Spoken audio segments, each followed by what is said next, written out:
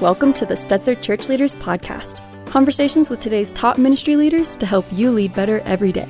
And now, podcasting from the Wheaton College Billy Graham Center in Chicagoland, here are your hosts, Ed Stetzer and Daniel Yang. Welcome to the Stetzer Church Leaders Podcast, where we're helping Christian leaders navigate and lead through the cultural issues of our day. My name is Daniel Yang, the director of the Church Multiplication Institute, and today you're going to enjoy our conversation with Dale Sellers. Dale's been in ministry for over 40 years. He launched Dale Sellers Leadership, Inc. in March 2014, and then also became a ministry consultant for the Unstuck Group. In July 2018, he accepted the position of executive director of the 95 Network, which is a network devoted to helping small churches. And Dale's the author of Stalled, Hope and Help for Pastors Who Thought They'd Be There by Now. But before we talk to Dale, we want to remind you that if you're enjoying our interviews, it would help us if you left us a review. Now let's go to Ed Stetzer, editor-in-chief of Outreach Magazine and the executive director of the Wheaton College Billy Graham Center. Well, it's so great to have Dale here and to have this conversation. You know, the book, of course, you wrote the book before COVID, and then and the title of the book is Stalled, Hope and Help for Pastors Who Thought They'd Be Here by Now. And then all of a sudden, the whole world got stalled, and it was like super stalled to zero for a while. Then we came back from COVID, and then we found that, you know, we didn't come back at the fuller level. We might have come back at a lower level. We feel stalled. So it's kind of interesting how all these things sort of came together, and hopefully lots of people have found help and encouragement in your book. So, but let's kind of start a little bit, because in your book, you describe being so discouraged as the pastor of a small church that you believed your life itself actually was a failure. Tell us a little bit about that belief and the impact it had on you. Well, Ed, I think the biggest thing that happened to me, I felt like Jesus was disappointed with me because I hadn't built a large megachurch. And I had the first 10 years my wife and I, Gina, were married. We traveled on the road with Christian music groups. So we did about 1,100 concerts in churches all over the country. And so I worked with lots of churches. I saw a lot of what was happening in churches. Then I was on staff at a church. And so when I came off the road, I thought, man, I'm going to this next town. I started a church that had 30 people in it, and I really thought I was called to go there to build a mega church. And dude, I tried to implement all the stuff, you know, the stuff that you were teaching, the stuff that Maxwell's teaching, everybody's teaching, and I tried to implement that stuff, and for some reason, it didn't work for me. And so I internalized that, and I began to work harder, and it didn't go anywhere. And so the book title actually came from the fact that when I built a house, we had borrowed a forklift it was a log house, and I had to get this huge forklift. Well, I love playing on that kind of stuff. And the night before the logs were supposed to come to build the house, I got the forklift so stuck that all four tires were spinning in the mud. And I'm sitting there going, okay, I'm at a point now where I got to get help. I can't get this thing unstuck. And so I was just at a place, dude, where I just thought, man, Jesus, he must be so disappointed that he even created me. Fascinating. And I think a lot of people feel that way. And it might be a small church, might be a large church for that matter. But I do think this is a time that is testing people's relationship with the Lord, particularly if their relationship with the Lord is tied up to their performance in their local church. Now, again, the 95 Network works a lot with small churches, and our audience is probably, just because most pastors pastor churches that are small churches, and have lots of small church pastors, but also a mix, you know, all kinds of people listen to the podcast. So how do the challenges, and let's just talk about small church pastors for the next question, and then we'll talk more broadly. How do the challenges of small church pastors face now compared to the ones they dealt with before COVID? And maybe tell us a little about our view of discouragement in ministry. Well, here's what I was actually talking to Jessica about this just a few minutes ago before we came on. Jessica's our producer, for those who don't know. Yeah, and she's awesome. I was just saying how, you know, before the pandemic, we kind of knew we needed to make some changes, but we didn't do those changes. And so what we discovered was if your church was at least embracing some technology, already had some things in place, the pandemic affected all of us. But if you were doing some things in the right way beforehand, you were able to get through it okay. But if you were not, you got very exposed. I wrote an article last year called 7 years and 7 weeks. And basically, I feel like a lot of churches found out where they were going to be in 7 years, but they got there in 7 weeks. And so pastors were exposed. Well, as you know, as well as I do, when you don't know what to do, you tend to go back to your default.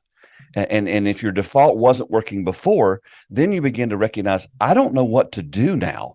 Now, I will tell you this, Ed, one of the most encouraging things that I'm seeing now is this is the first time in my life where I've seen a large group of pastors reaching out going, I need help. I don't know what to do. I've done everything I was trained to do. I've done what I did before, and it's not working. And see, they have financial pressures. They have the marital pressures.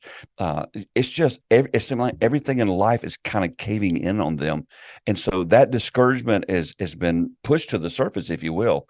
And but I will say the encouraging thing is we are seeing churches reach out, pastors reach out, ministry leaders reach out to help for the first time. Yeah, I'm trying to figure out too, if churches by size have been disproportionately impacted. I think some of the data that comes out is showing that small churches did. Everyone kind of suffered and dropped some. Sometimes some data seems to say small churches were disproportionately impacted. Some say it's not. I think maybe early on, smaller churches were. So it's kind of hard to tell. But I'm kind of all of us sort of feel that sense of stall. That sense of stuck. And I shouldn't say all. I mean, it depends upon where you are, what your situation is as well. But one of the things in the book, and again, the title of the book sort of gets at that. It says it's called "Stalled: Hope and Help for Pastors Who Thought They'd Be There by Now." And I'm always fascinated by the getting there. How do you get there? What's there? And how do you determine what there is? So talk to us a little bit about the idea of getting there. What do you mean by it, and what's the problem with the mindset? Well, for me, there was an unrealistic, undefined expectation. So, and again, one of the things that I think happened to cause that in me was comparison. I looked at the church down the street and saw what it was doing. I looked at the mega church. We have a mega church in our area, looked at what it was doing. And so to me, arrival was to get to a place where they were. And so I constantly compared myself to others, to the point that if you and I had gone to school together or been grown up together and we're both doing ministry, and you're pastoring a church and it's running 1,000 and I'm pastoring a church and it's running 50. If I had run into, if my wife and I had run into you and your wife in a restaurant, I would have, if you hadn't seen me, I'd duck out. I would leave not because of you, but because I'm embarrassed myself. And here's the problem: when you don't have a clear definition of that expectation, you never arrive, because it's kind of like the finish line keeps getting moved. Or the rules keep changing in the midst of the game. And for me personally, I had a pastor ask me one day, he said, "Dale, what's it going to take for you to feel satisfied?" And I said, "I absolutely do not know." Interesting. Because when we're on the road, Ed, if we go do a concert at church, let's say 50 people came forward and an altar call and 20 of them gave their life to Jesus. My thing would be, well, it should have been 21. Sure. So I never allowed myself just to enjoy ministry. And at some point I encountered a dear friend, a counselor in Texas named Bob Hamp, who taught me this principle that Jesus always intended for us to do ministry from him and not for him. And I was always like, I used an example in the book. We had a cat named Charlie, and Charlie would come from time to time and he was an outside cat. He'd bring these gifts and lay them on the back porch, like a squirrel or a chipmunk or something like that. We didn't ask for that gift, but he was always bringing these gifts and leaving them for us. And I felt like that's what I was doing to God, is I'm coming to Jesus and I'm offering him these sacrifices, these gifts that he never intended for me to provide. And so just not knowing how to define what the expectations were was really what got me in that situation. Yeah.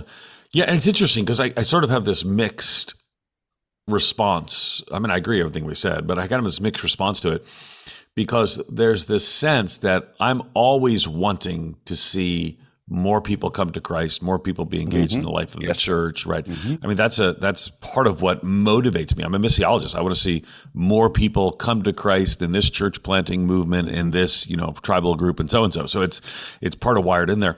So how do you sort of walk that interesting line? Because again, for me, it was unhealthy a lot. So, I remember as a younger pastor, maybe 20 years ago, like every week, I'd be like, I just look at that. I got to have more people this week, the next week. And if I didn't, they didn't get there. It was pretty demoralizing. And it was really bad and unhealthy for me spiritually. But I think probably it's not so healthy for you to say, whatever the Lord does, I'm just going to trust him, because it doesn't motivate you to seek to reach people. Yes. So how do you sort of find that balance? What does that look like? Well, some of it's personality driven. I'm like you. I'm very driven. And so I want to accomplish things. I want to do things. But here's the thing. I grew up in South Carolina in a Southern Baptist church, and our whole focus was evangelism.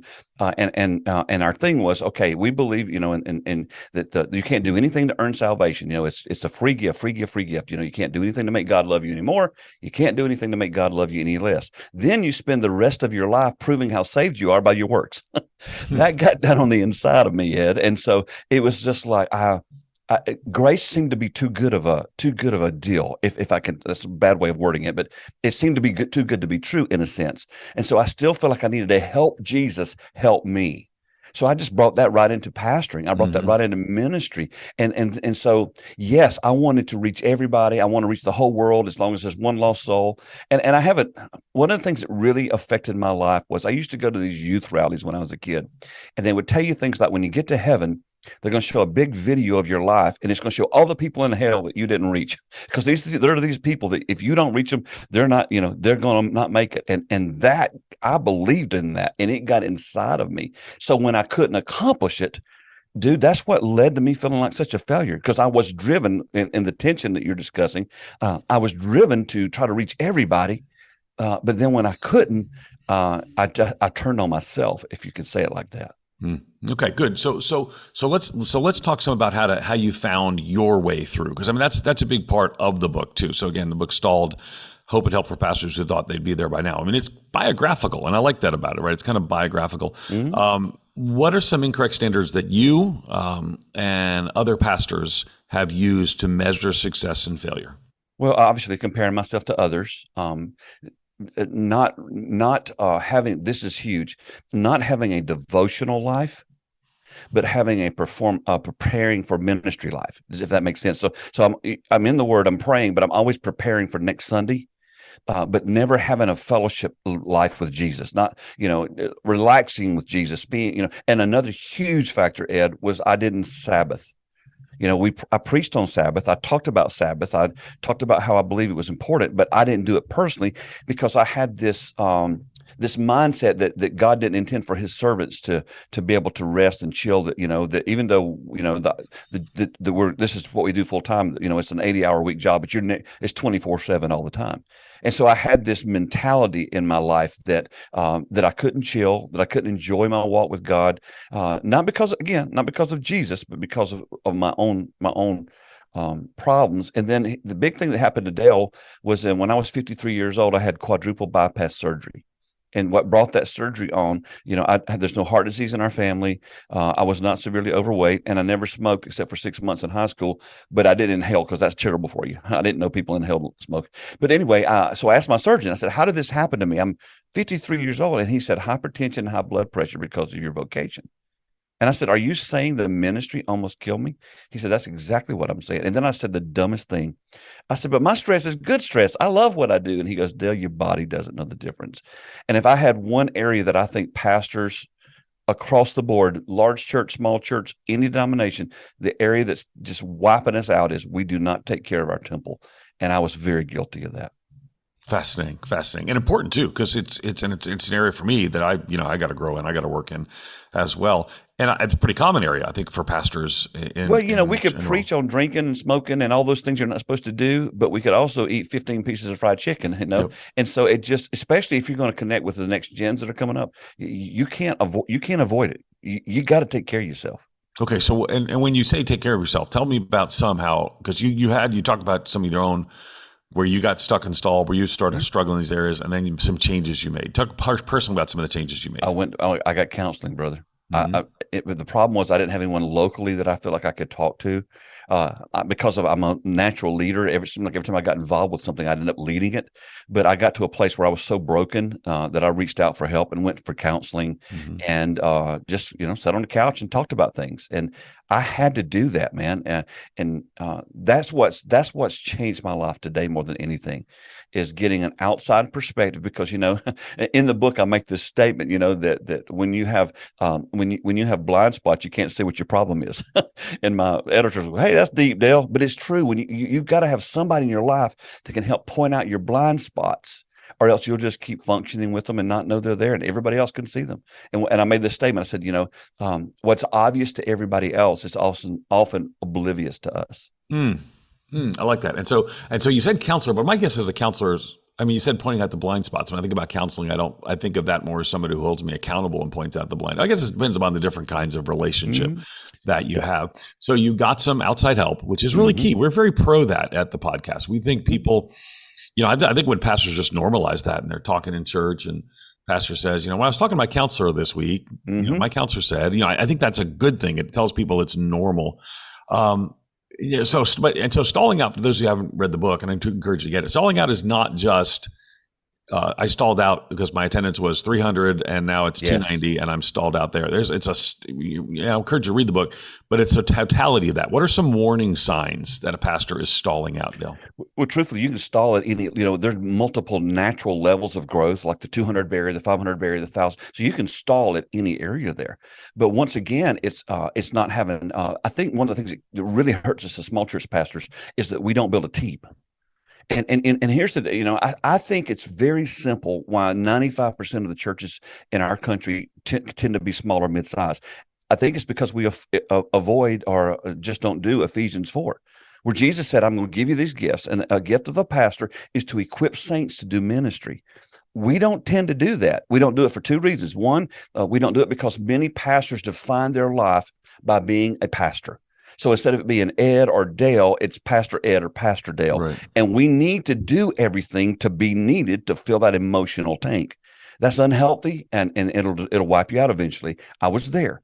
The second thing I think affects especially the smaller churches is a lot of our church government is not necessarily biblical. It's American.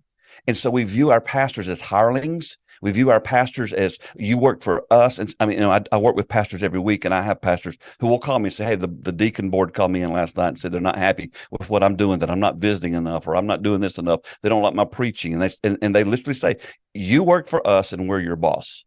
Well, that's not healthy either. When you view your pastor as a congregation, as a hireling, that's not a biblical concept. So both of those things, they work together to keep us from doing, if I can say it this way, from doing church the way Jesus laid out for us to do it. And so that we just perpetuate the problem when we have that approach.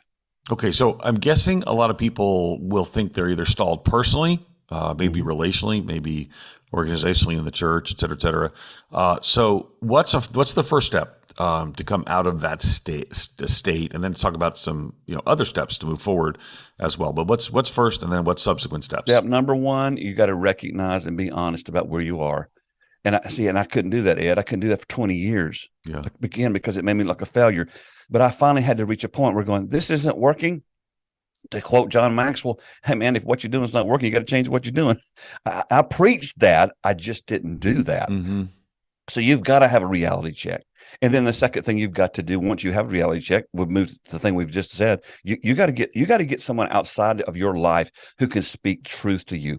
When Promise Keepers came out back in back in the 80s, 90s, one of the things they started doing was they created or asked church people to create these accountability groups. So you'd get together with 3 or 4 guys every week, and you're supposed to spill your beans.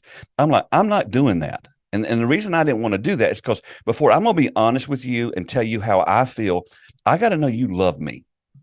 If I don't know you love me, I'm not going to share my junk with you. And so many pastors, Ed, they said in early days of Promise Keepers that the average pastor, or 70% of all pastors, didn't have one close personal friend. Right. And I just saw that statistic again 2 months ago. That's not what we've been called to do. We're not supposed to sacrifice living to do ministry. We're supposed to model it. And when you live your life and you don't have a close personal friend that you can talk to, you can be honest with, then you're setting yourself up for failure. So you go from those two things, and then you begin. I think the next step is you've got to do things to build a team, to have a team ministry, and honestly, you need to work yourself out of a job. And I don't mean you don't have a vocational job, but you need to work yourself out of doing everything to releasing people to do ministry. Yeah, and those are all things. That's like a whole lot you just said in that sentence. It's like there's personal stuff, and then there's, you got to get some accountability, and then you got to build a team. That's like a world of learning that for a lot of pastors they struggle with. But I do think that, it really does lay out why people get stalled and stuck and how to get unstuck. And so again, that's why we wanted to have you on to talk about stalled as well and kind of unpack some of what that, where do we go from here? Pain will make you make the move you need to make. If you are not willing to listen to the podcast or listen to Ed or learn from someone, then at some point the pain becomes so great that it's going to motivate you. And we want you to not have to get to that point, because sometimes when you get in pain, you start medicating that pain with all kind of things. You start trying to find outside things to solve that inner problem and that inner turmoil. And for me, my outer thing wasn't, drugs, alcohol, all that stuff that you hear about. Mine was working myself to death, and pastors are pretty notorious for that. Yeah, totally. What about the possibility that some people might need to walk away from ministry for a season? Is that a good thing? Sometimes maybe we're discouraged and we want to walk away, but we shouldn't. Sometimes we should. Talk to us a little bit about that. I had a pastor friend that I talked to one time who was been very hurt in a church split, and he was about to go start a new church. And I went to him and I was vulnerable, and I said, "Look, I'm really concerned about you because you're so injured." And I said, if you're going to start this church, can you not wait a few months before you do it? Because you're not healthy, your family's not healthy, and you're going to start an unhealthy church. And he made the statement to me. He said, well, what I've discovered is when you're hurting, the thing to do is you just keep going and you get healed in the process. That's why I said, so if you break your leg, you're supposed to go out and play basketball on it? That makes no sense. You when you're hurt, when you're broken, when you're in that situation, you've got to stop and acknowledge that you're hurting and you're broken and you need help. And we don't tend to do that as pastors because, again, if we defined ourselves by ministry, if we define ourselves by, this is who we are, then that's the problem. So yes, I think it's very important that if you're in an unhealthy place, if you need to take a break, get you a job at Home Depot for a while, because the calling's not going to go away. If you are called into ministry, I know there's people today who don't believe in that, but it's true. If you've been called into ministry, that calling won't go away, but there's nothing wrong with taking a break. I took a break for 5 years, Ed, after our church fell apart. We went through a church split, and then we held on for a few more years. And then it's because I was done. I had nothing to offer. I couldn't lead myself, much less lead anyone else. And so I took a 5-year break. I grew up building houses, so I had construction to fall back on. I know some pastors don't, but it'd be better to get your head screwed on, if I can say it that way, and get your mind clear and get your heart clear, and then be effective, because an unhealthy pastor is always going to create an unhealthy ministry. Yeah, no question. Now, it's interesting because some people, you could listen to the podcast. Some people, they might maybe listen on a Monday, and what they need to hear is don't quit. But there is actually a place to say, step aside if it's the right thing to do. A break.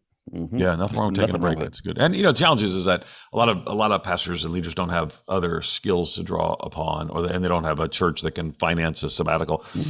So we get that those things are complicated, but you and your family are always going to be more important in the long run than the tasks that you perform. And I think that's if you need to step away from those tasks, that's part of that necessity. A sabbatical is a great idea, but Ed, I don't know if you've seen this or not, but so many, especially in the small and mid-sized church space, they're resistant to even a pastor going on sabbatical because they think, well, hey, I'd love to take a few days. I'd love to take some weeks off. So they don't even see the value in that. And honestly, you need a sabbatical, especially if you don't Sabbath. It's all built up.